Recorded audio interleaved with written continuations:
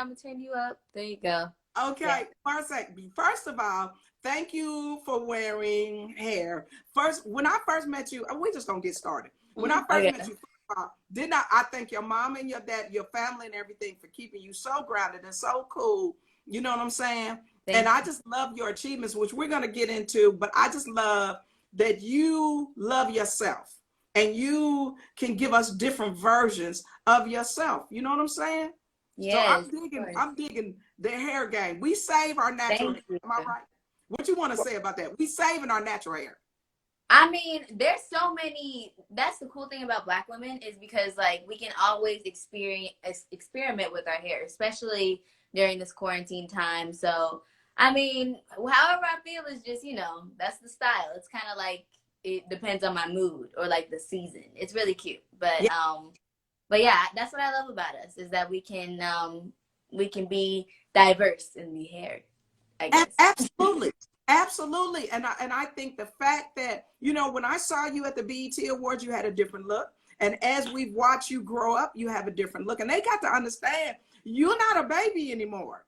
You're not a baby. You're bossing. You making boss moves and everything. So one of the boss moves, you got different hairstyles, you got different looks, you got feelings. And for the people that's kind of, I'm not gonna call it trolling because I ain't gonna give you that. I'm not giving nobody that kind of gloss and floss. You know what I'm saying? Right, I understand.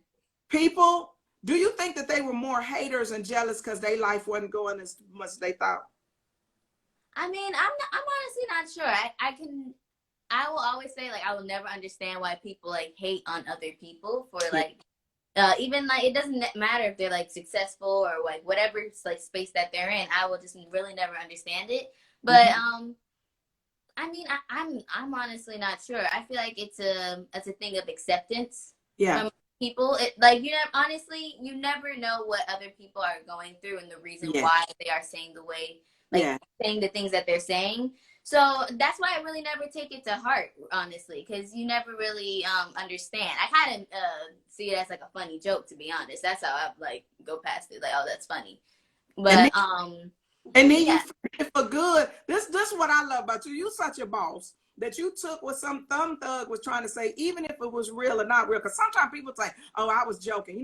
When you pop them back and they go, "I was just kidding. I'm a fan." Right. Sound like a fan. You know right, exactly. Also because they want attention. So yeah. Yes, but you flipped it, and you flipped it. First of all, girl, you're the bomb actress because you flipped it so hard that we was all like, "Get off our girl!" And then when you picked up the $100 bill, I was like, "Oh." Hey, honestly, for me, the way that I wanted to address it in a way where it speaks more to me, like, oh yeah, this is how I do it, like from sarcasm and since I'm a comedian, like I love making people smile, making people laugh. So like the $100 bill wasn't because like showing off like stunting or whatever. Honestly, it was just because I know like the gag is type thing. Yes, so, that's what you did. Yes. It's like the gag. That's what I love about it. That's what I love. While you trying to talk about me, let me show you something. And then you pivoted it another way. After I got your attention that everybody thought, oh, I'm sad about this, but then said, but the gag is, then you pushed them another way toward empowerment, movement, and struggle. So you produced this yourself. You produced this response yourself. I mean, okay, so I was scrolling through Twitter and I feel like all of us were because it was during the BET Awards time, so I wanted to see how everyone else reacted to like the performances and all that. But I was like, oh, this is interesting. They talking about my hair, and then I have veneers, so I was like, this is interesting. So I was like, okay. So me and my parents were actually talking about it to see how we want to address it, like if we wanted to say anything at all and all that, and then there goes an idea. Then next thing you know, we just did it. It was honestly just a video that we shot, and then we just had it just because. But I would just like might as well post it. So yes, we'll see what happens. And I think that most people that follow your career and follow you, as we get to know you even more, I just thought it was thoughtful, but it was a provocative but current way of speaking back, because sometimes people don't think about doing. They just clap back in some way that jeopardizes their future because this stuff lives forever. You know what I'm saying? Yeah, of course. Yeah, and you did it in a way that your mama and your daddy could be proud. So, Right. when you doing stuff, do you ever think, "Ooh, I can't do that"? My mama, ooh. Yes, we all have the same minds. I think that's what makes us like the trio that we are, is because like we kind of all have the same creative minds. Like my dad is a Leo, I'm a Leo. Honestly, my mom's a Taurus, and you know how Oh, the so honestly, it's like it's a whole dynamic trio of like us kind of just having our creative minds like just come all together. So whether that's even in like videos we do or even yeah. movies or TV, like whatever we create, it's always something that will make people laugh or make people just feel good about their day. And you brought up movies, you brought up TV. First, Blackish. You were a little bitty girl, you know, when we first met you on Blackish.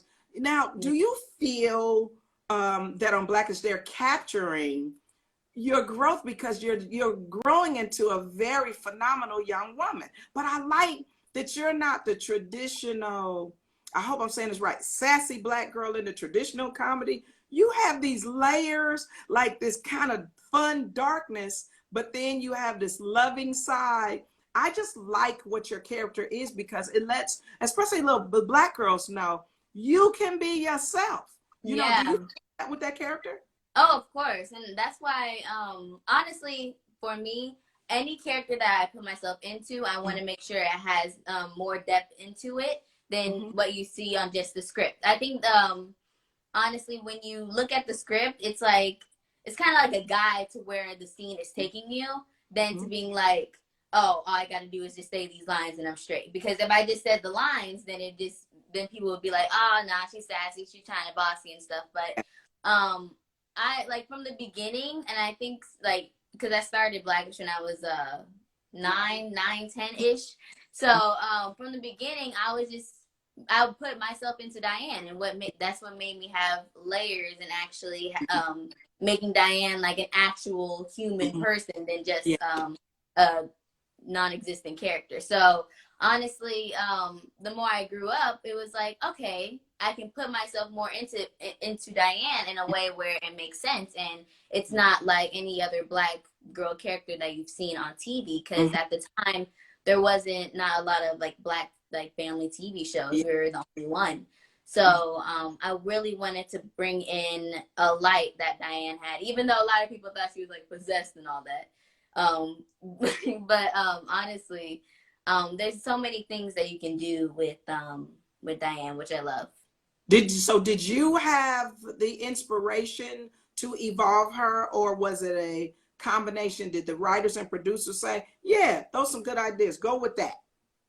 It was definitely the writers. It was definitely the writers that honestly, because we all love Diane the same way. So they're like, yes, Diane would definitely say that. So it was a whole dynamic, and especially the directors that we had to be a part of that episode. We would be like, oh, that's funny, or you can just say whatever you want. They usually give us a take where it's like we just say whatever we want. Like, just don't worry about the lines, just say whatever.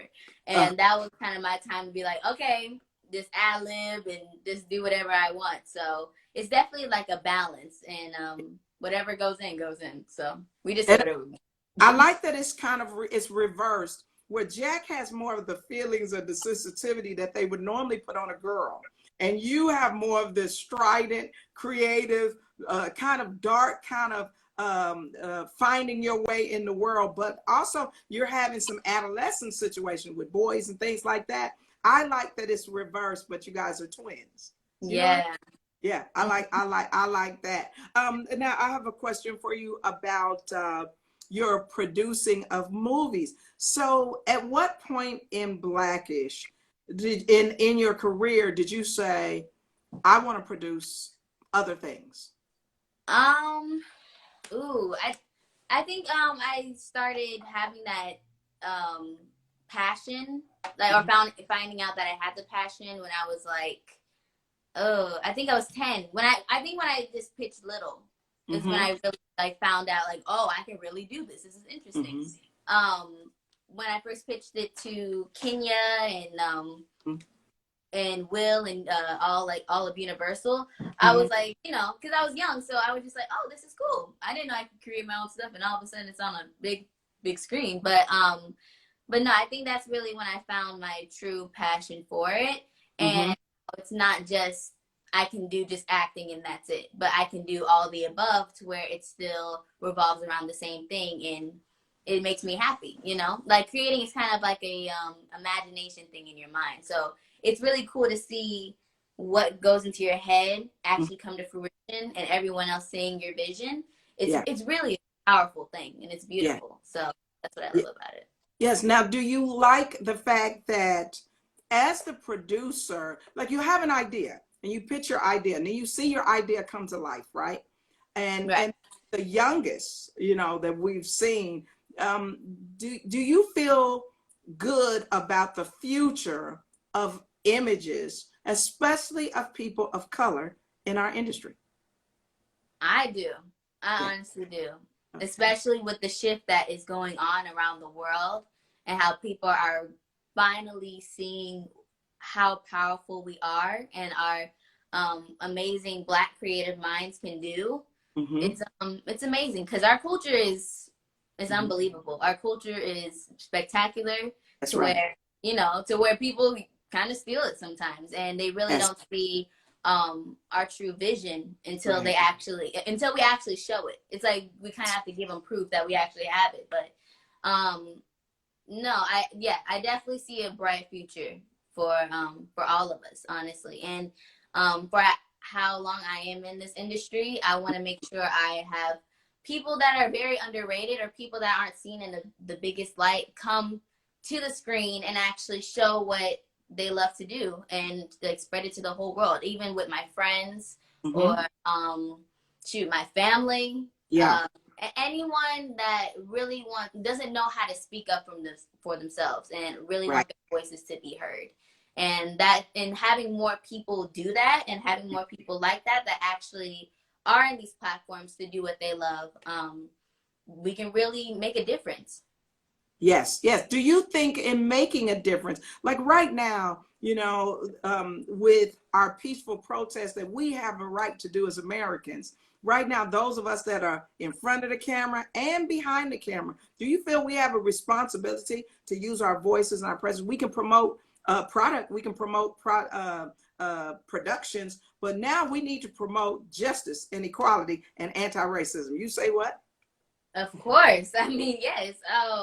I think that's why we have the platforms that we have. I think just to spread our voices. And like I said in the last thing, um, your voices speak louder than being silent, of course. Yes, So I really want everyone to know that even with the big platform that you have and not even saying anything is really hurting more than you not saying any, like saying something at all. So if that makes sense. I don't even know. Yeah, Yeah, that makes sense. My mom is right here, so she's like, sis, that makes come sense. on, look at the camera. Hello. Yes, she's right there. Say hi. Hi. Hello. But that you're absolutely right, because even Blackish as a sitcom was doing things like Juneteenth, doing things like the rebellion, the revolution that was occurring in Los Angeles in the 90s, and so on and so forth. I think that the platform that we have, if you can laugh with me, then you can learn from me. You know what I'm Right. saying? And it's our duty as a people, when we get to a certain level, we can't forget that there's a duty for us to do certain things. You know, am I saying it right? Right. Yeah, it comes with the job. It Yes. comes with a responsibility. Yeah. Every time you're in a space like that and you're spreading your voice, it comes with a responsibility to um always like spread awareness, honestly. And yeah. Somebody passed you an open mic. Yeah. Oh yeah. My mom said like Mommy, somebody come on, passed you. Mom. Get in Yeah. there. We're having a conversation. Yeah, sorry, So sorry. like, Oh, get in. You can get in the shot, darling. We just have a nice. hi. I try to stay in the background. This Hello, is Miss Cheryl. my Taurus. Hi, darling. Listen, Hi. you cannot stay in the background. All the mothers that are out there need to understand when you are pouring into the vessel of your child. Yeah. Okay. Okay. And Let's get on it. listen, to go with what you were saying, we don't take this this For granted. opportunity for granted at all. Right. You know, so it's our job, whether she was in this industry or not. We have to raise a good human. We have to give her the tools to be a good member of society, and her using her God-given gifts and being granted this platform and all of these supporters and people that look up to her. Yes. You know, is she going to use it to twerk, or is she going to use it for work and then make change? You know what I'm saying? Stop it. I think that's a t-shirt. Hey! That's a t-shirt. Oh. I think you are now an honorary member of the Society of Black Mamas. Rent a Black Mama. Yeah, Black Mama. Shut it down. We will shut it down. Hey, for real. Which, back to what you were saying about not the trolls, but the comments about her hair. You know, I just want to make sure that people understand that we give her the option. She could have said nothing. Yes. You know, she didn't have to even pay it any attention. Right. But because we know that so many other people are bullied and they don't use their voice, and so many young people take themselves out, they commit suicide because of cyberbullying. That's right. We were not going to be quiet. I said, if this is what you want to do, I give you full reign to do it however you want to. That's right. That's right. Because you gotta see, the thing about bullying is what we're talking about even now. Silence is complicity. You Absolutely. You got to let the thumb thug know this is not happening today. And it's not just on a personal level, but when we're talking about all the situations of where people should have stood against racism, against hate speech, against bullying. Go ahead. Against all of it. And you know, and there's a lot of people that, you know, they'll use backhanded comments too, like, well, you know, it's a lot. Look, I'm gonna put it just like this. Go ahead. I do my work to not pass my childhood trauma down to my kid. That's so right. You're not gonna put your junk on my kid. You understand? So no, we reject and rebuke all of that. You don't get a chance or an opportunity to pour into her some stuff that she doesn't possess already. If she feels good about her hair, then why are you mad at that? You mad at that? Perfect. See, to me, I think people think that they can say anything because they're behind a computer.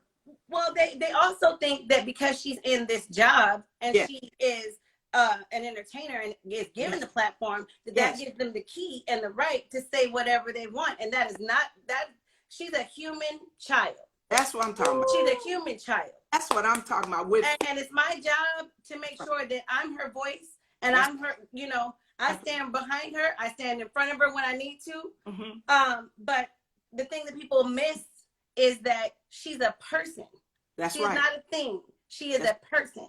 And if you don't want me to come attack your kid, yes, don't attack my kid. And that sounds kind of petty. I am a little petty sometimes, a little bit. That's okay. Little petty don't hurt.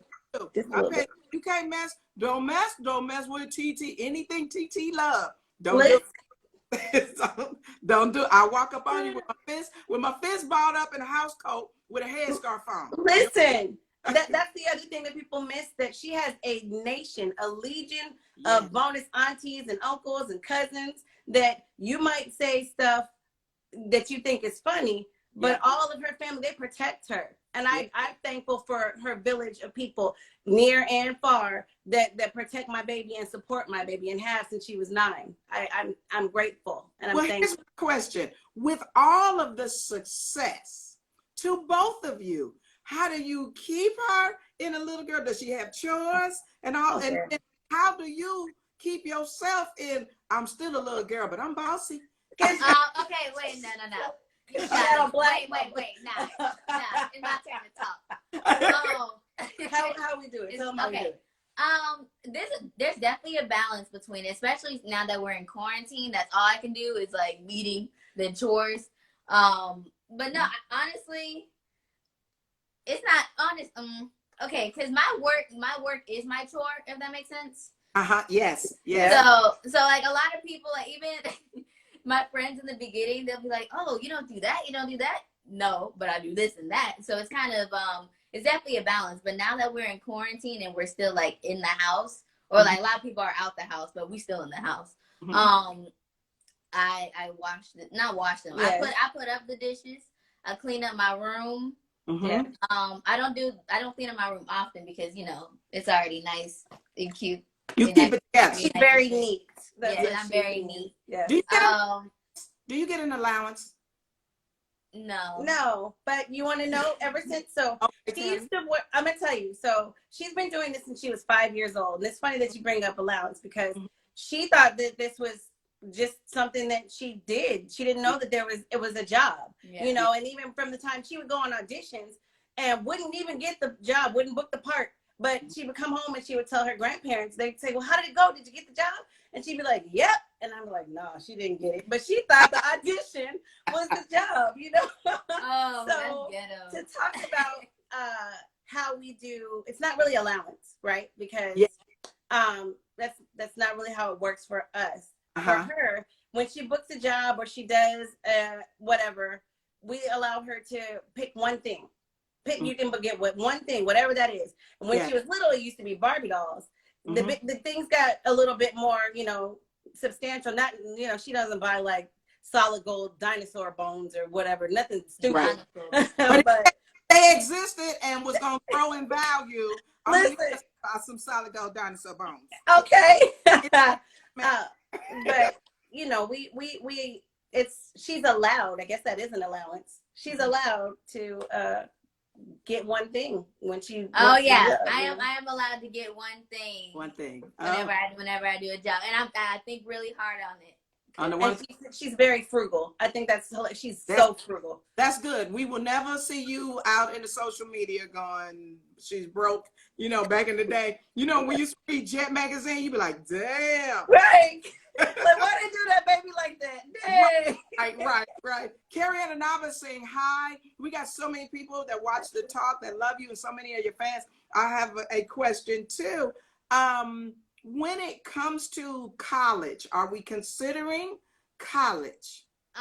Okay. So for the longest time, I said I was like, maybe not go. I'm probably not going to college because of the path that I want to take. Yes. But honestly, I was thinking, like, honestly, this quarantine made me think of a lot of things, but really, life is really, like, life is too short to be, you know, trying to like focus on one path where you can just go on all different paths, and then God will have the final say. But honestly, I don't know what 18-year-old Marsai would want at the time. I can only focus on the thing that I have right now, like on my plate at the moment, and wherever it takes me from there, I'll just go. But honestly, like, it doesn't matter to me. Like, maybe college, maybe not college, but whatever happens, this happens. And as a parent, we explained to her that I know what the societal norms are, and it was pushed upon us, college. Right. And a lot of people go to college and they have to make a decision about what they want to do in their career path at 18. And at 18, you don't know what you want to do and the things that you want to do without having any experience doing them. Right. You might be like, I want to be a doctor. And then you go and you're like, I don't want to be a doctor. But now I'm $100,000 in debt. And I don't even like blood, or I don't even want to do that. So to have to make a decision, and as a child, a 10th or 11th grader, about what you're going to do in the future, sometimes is not the best thing. You can go to college at any point. Right now, most people go to college for a job. She has a job and she owns a company. So it's a career. She has the company. But I would say for me, I will tell you this. I always wanted to be in the entertainment business. I always wanted to be. I knew when I was a little girl, and, you know, we was in the house when we was younger. We was in the house. We had to do our chores. You know, it wasn't all of this stuff open to us. But I knew I wanted to be in this business some way. Michelle is saying hi. So she's saying hi too. But I just wanted to, but I also wanted to go to school. There were three things I wanted to do. I want to serve in the military. I want to go to college. And I want to be in the entertainment business because I wanted to be well-rounded. And I will say this, you have all the time in the world to make that decision. And we're going to let all of the Black Greek letter organization sororities have their shout out with Marsai goes to an HBCU. I'm just going to forecast it. Goes to Zeta Phi Beta, baby. Okay, Nichelle Turner. Okay, I know Nichelle Turner said AKA. Nichelle.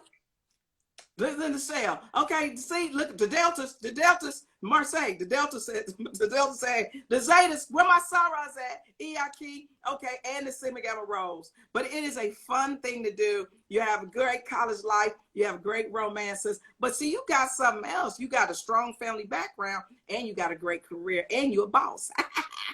Thank you. Thank you. Well, let me ask you another question. You were talking about the COVID-19 situation. How are you feeling? Are you excited to get back to work, or are you excited to see the new innovations to keep us safe? I'm definitely super excited to get back to work. I mean, I miss it a lot. Yeah. Honestly, these days in quarantine, it's just like they're all kind of mushed together now. So I'm ready to get back into something and not have the day in like a routine. Yeah, we're zoomed out. Yeah, we have had Zoom meetings on Zoom meetings. I'm ready to see actual people. But shoot, it feels like it's a lot more cases now. So I'm like, I honestly don't know. I'm like, right. I don't want to get sick and then So I don't know. I'm actually I know there's different points in the world where there's like a shift and where people move and like do stuff now, and then a few years later it's a different shift, and then you have to work like that. So this year gonna be in history books. So it's like we never been in this shift before. So I'm excited to see how they are going to resume. And how we're gonna work and how our new life is going to be, because this is new for all of us. So I'm honestly not sure. I'm excited to go back to work though, and just get back into the thing, like the swing of things, because I got all these clothes in my closet that I'm ready to put on and just go somewhere. All these cute clothes, and I can't wear them to go to the kitchen. So I'm really excited for it. Well, here's my question. Okay, we're gonna compare your real family to your Blackish family. Okay, wait. Okay. You want me to get out? No, Mom. We want you in this. Who is the most strict and who is the most fun?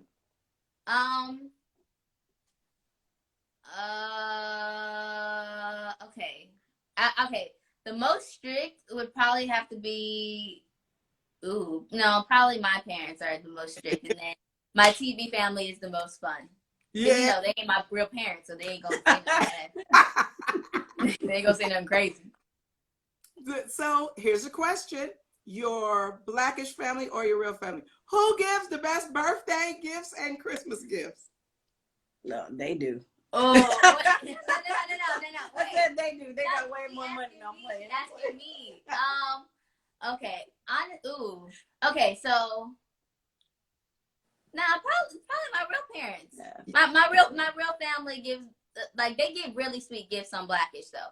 But they do always they do small gifts and then one humongous gift. So that's true. Yeah. Okay, I'll take that. And we do consider macaroni and cheese a gift.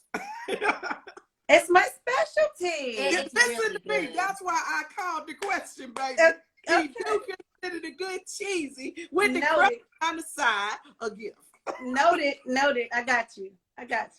So now let's talk a little bit something about boys. I had mentioned this earlier. Now I remember when I was growing up, we had two magazines, Tiger Beat and Right On Magazine. You used to tear the pages out, put them on the wall. Who are your crushes right now?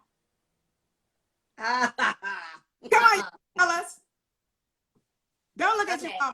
Go on over there. Okay. I would definitely. Right. Okay. I would have to say. You want me to tell one? No. Well, actually, yeah. You get. Yeah. I will tell the one. Say the one. Just that one. Yeah. I don't know which one you're saying. I don't know his name. It's the dude from Hollywood. Okay. The guy. Okay. Have you seen Hollywood on Netflix? Oh no, I'm scared of Netflix. I believe once I get on Netflix, I am the person that they're gonna charge $250. Okay. It's not long distance calls, Sheryl. It's just I know. Oh my God, you called me. Oh my God, that is me. Okay, for Christmas, I give myself Netflix. But okay, so he's a guy on the Netflix show. No, yes. I think his name is David Cornsweat or something like that. I don't know how to.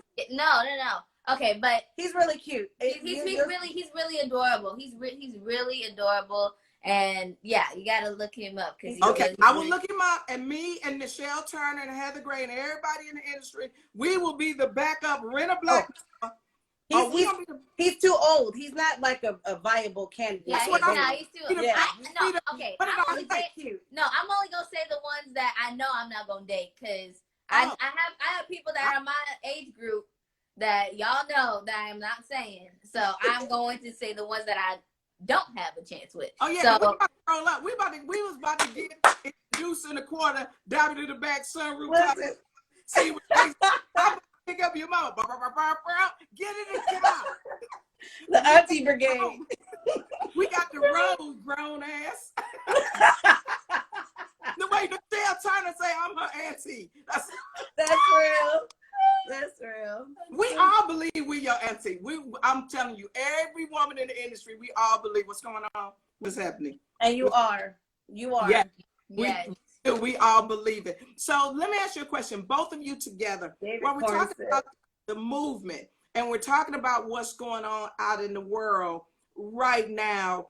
What should we be doing, Marsai? What should we all be doing about getting people to vote? Voting has gone down. Registering to vote has gone down. What do we need to do to get people to vote and to keep the world understanding the fight for justice and equality? What should we be doing? What do you want to see us do? Oh, that's a good one. Honestly, for me, I would say try to put it in every movement that you do, if that makes sense. Make sure whether for me, if that's for like adding it into like a film or adding it into a TV show, something where people are attracted to already and can see it and notice it and be like, okay, yes, that's like subliminal and overt. Yes. Yeah. Right.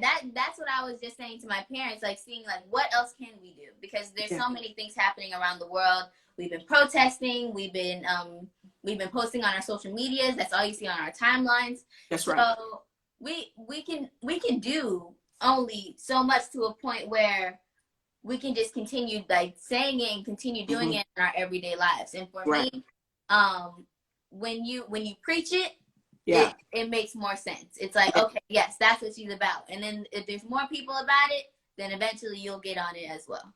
Absolutely. I think they need to understand that their voice does matter. They have to know that first, that the president is not the only office that's important. You got to vote in your local elections. You got to vote in the midterm elections. That's right. Those are the things that actually make the change, you know? So a lot of people don't understand that the power isn't in the seat of the president. You know, it's, you got to be able to have all those offices and all of those things work together in order to affect change. And the change starts with your one voice. Yeah, the voice and vote. That's what was coming out. But yeah, I definitely think how you learn hate is like you have to be around it to learn it. You have to be around it to be hateful or to know like that's the wrong thing to say, but I'm gonna say it anyways. But the more positive that is around the world, where you're spreading joy and love, and it really only starts with you. It's your mindset that will have to change, because if your mindset doesn't change, then it's still going to be like, all right, I would just vote for this man because I don't know why, and then you vote for the wrong person, or you vote for someone that doesn't do enough for our community. So it really all starts with you. It's all a mindset. It's all a mindset. Right. And if you don't understand that mindset has either been holding you back or you've been allowed to benefit from it, so then you don't know, so this is what I can do to contribute to the betterment of mankind. You know what I think you should do? Because you're a producer, you should produce something that gets us all together and talk about the value of everyone voting. And the young people, especially, we got the Black Lives Matter thing happening. And we got everybody coming together. The world is coming together. We need to produce. Go ahead and produce that. Go ahead. I'm sorry. Say it. sister is trying to get on my phone right now, so my bad. She's trying to call me right okay. now. So wait, so should Duh. we? Okay, we gotta pop off because you gotta make moves. You gotta No, make moves. it's all good. My baby sister just downstairs trying to call me. She probably wants something. My bad. Well, tell her we said hey. Tell your whole family we said hey.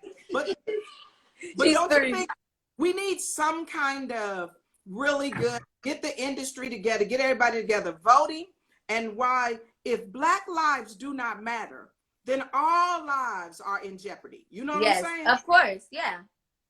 And it's That's crazy right. because we're all human. We all do the same thing. We put our pants on the same way. We move around. Right. We have families. Like we all do the same thing. And it honestly, it feels childish. It's childish.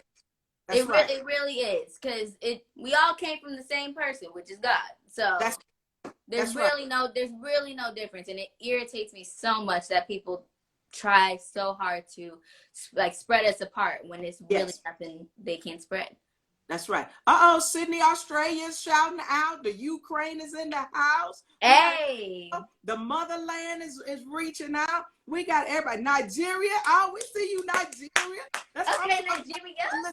Everybody is honest. We have got to do this again, and I would hope that you will want to come and do the talk. I think you're just of course an exciting. Hey. Hi. What do you want to say to the people, sweetheart? What do you want to say? What do you want to say? What do you want? What do you want to say? Say hi. You was calling me. What did you need? I'm calling my mama. Oh, okay. I'm cereal, so I'm watching my iPad. So I'm about to call y'all. She said I'm about to call y'all. I'm call y'all later. What kind of cereal we looking for? What kind of cereal? What do you eat? Frosting Flakes. Frosted Flakes. Yeah, frosted. That's my joint right there. I love Frosted Flakes. I love all cereal. Fruity Pebbles. I'm the cereal queen. I try all the new cereal. Fruity Pebbles are good. Ooh, Fruity Pebbles sprinkled on some ice cream. Ooh, even better. Ice cream. Ooh. Yeah, ice cream with Fruity Pebbles. Okay. So we're going to let y'all go, and we'll be waiting for movies. We're waiting for the whole family to be in the movies, and we need a couple of musicals, and we need a crime drama. Yeah. Working on that. Oh, well, let me get out of y'all business. But we thank people vote. Marsai Martin and the entire Martin family, we are so happy that you joined us for this Instagram live talk chat. We're shouting out everybody. South Africa is shouting out. Everybody is on here. Everybody's watching. Marsai, you keep doing your thing, girl, and we love you. Thank you so much. Thank you. We love you. And get some Frosted Flakes. Whoop, whoop. Say bye. Bye. Bye.